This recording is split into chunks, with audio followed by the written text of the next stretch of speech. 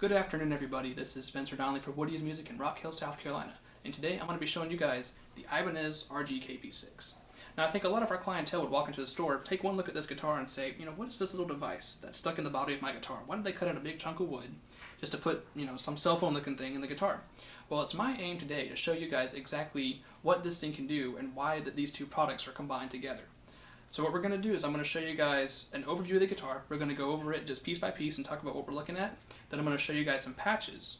And while we're showing patches, we'll probably talk about how we can use the touchpad and the guitar picking together to make an interesting sound coming out of the guitar. For the demoing purpose, we're going to be playing through just a basic PA system. So all the sounds you hear are going to be coming through the guitar. It's just going to be the guitar itself. No extra coloration from the amp. So without further ado, let's go ahead and get started. Alright, so let's do a quick overview of this instrument. Basically, what we've got here is a standard Ibanez RG model. The neck is very nice. It's a maple neck with a rosewood fingerboard. Very fast, very playable. It's 24 frets, so you have access to a lot of nice higher notes up there. It's a great companion for this instrument. Now, if we look over here on the body, what we've got is a mini humbucker that is unique to this body. It's called an IBZ-KP mini humbucker. The placement of this particular humbucker is really cool because with it you get good rhythm and good lead tones. It's a really good, just good solid pickup to have if you're only going to have one pickup in a guitar. Now if we go over here to the body, I'm going to talk about these knobs right here. This is a distortion circuit. So basically it's like having a distortion pedal in the guitar. And you can turn it off and on with this switch here. So if we have it here, it's clean. If we have it here, distortion is turned on. This knob controls the gain, and this knob controls the tone. Also, we're really seeing kind of an all-in-one instrument here, which I think is so cool about it.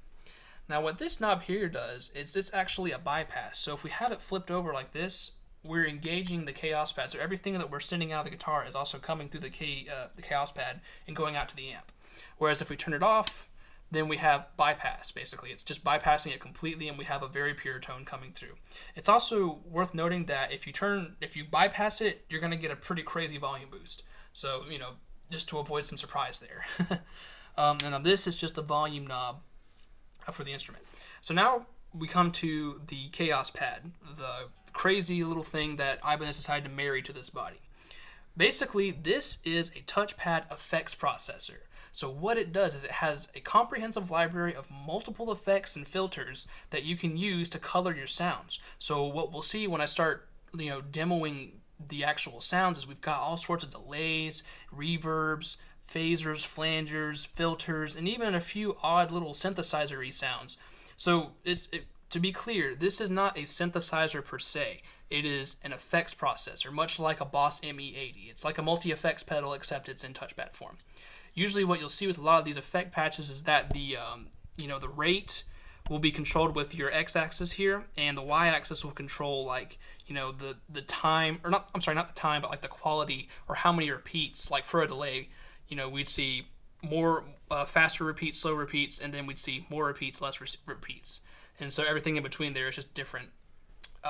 Now, I don't want to focus too much on the KAOS pad itself. While it is an amazing product on its own, I want to focus on the synergy between the KAOS pad and the guitar, so that's why I'm going to start demoing different patches so we can kind of see how the two interact. It's very unique, it's very dynamic, and it's very cool. Alright, so the first effect I want to talk about is the tape echo effect. Now, this effects processor offers a lot of different delays, but this one's by far my favorite. I think it sounds very organic and it fills up space quite nicely. So, in order to engage the processor, we're going to hit the touchpad right where we want it, and we'll just play a note.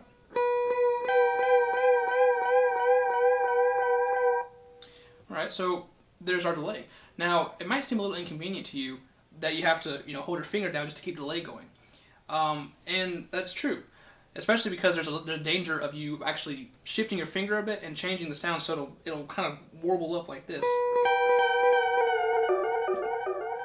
And that might be cool in its own way, but in most cases you're not going to want that to happen. So what we have is a little function called the hold button on the KAOS pad. And what that does basically is wherever you place your finger on the touchpad, it'll act like your finger's always there. You take it off. So it's like we've just set our delay pedal. Except instead of reaching down, turning knobs and whatnot, we just hit it once and we're ready to go. So check this out.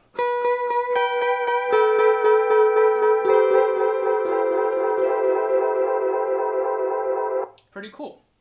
Now the other thing you can do, I remember talking before about how if you move along the X and Y axis, it'll change the quality of sound. So that was pretty rapid repeats, and a lot of them. If we move it down to kind of its opposite side, the bottom left corner here, then we're going to have less repeats and they're going to be slower.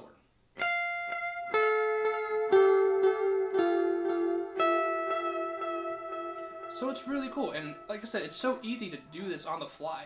Like instead of having to reach down and change settings on your pedal, it's all right there. You just press it once and you're set, which I think is really cool. Alright, next I'm just going to show you guys the basic phaser setting. Again, there's a whole host of different phaser settings. I just decided to use this one because it's the most basic. So what we're going to do is we're just going to put our finger where we want it, get the right quality of sound, press the hold button, and away we go.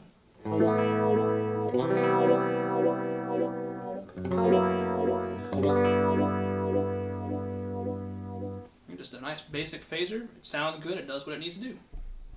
Alright, so now we're going to explore some of the synthesizer sounds that this thing can pump out. Like I said, it's not exactly a synthesizer, but it has a few cool little ideas you can mess around with. Now for this one, I'm going to change my technique up a little bit. Since the tone and the key of the sound is going to be controlled with this, I'm going to use my left hand more actively. I'm going to be changing the pitch, I'm going to be changing the quality like this, and the rhythm is going to come from here. This is a chord vocoder, so everything I hit, every note I hit is going to be changed to a different chord.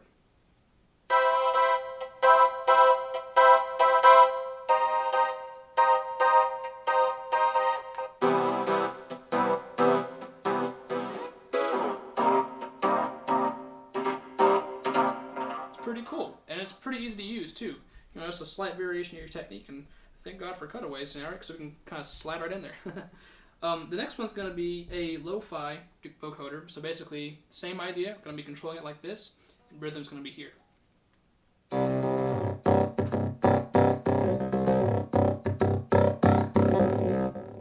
Pretty cool sound. So I hope I've given you guys a clear idea of what these two products can do together. It's very easy to take this device and slap it onto like a keyboard or even a track that you're playing from an MP3 player and affect it, but it's really cool to see how the guitar and this effects processor can interact. So I hope you guys will give it a shot. Next time you're at Woody, just pull it down, mess around with it some. Any of our workers there will be more than happy to help you out if you have any questions about it. Hope you guys have a good day.